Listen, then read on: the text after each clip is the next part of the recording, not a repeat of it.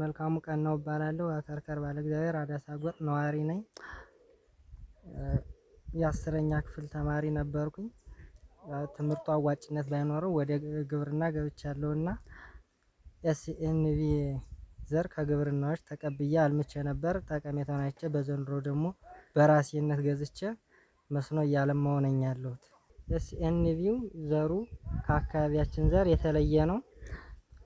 የበሽታ ጥቃትም የለበትም። ምርቱም ውጤታማነት ነው። ከአካባቢው ሽንኩርት